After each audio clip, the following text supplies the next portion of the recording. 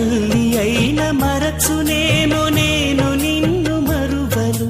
చూడుము నా అరచేతులలో నిన్ను చెక్కియున్నాను. నీ పాదము తొట్టిల్లనీయను నేను.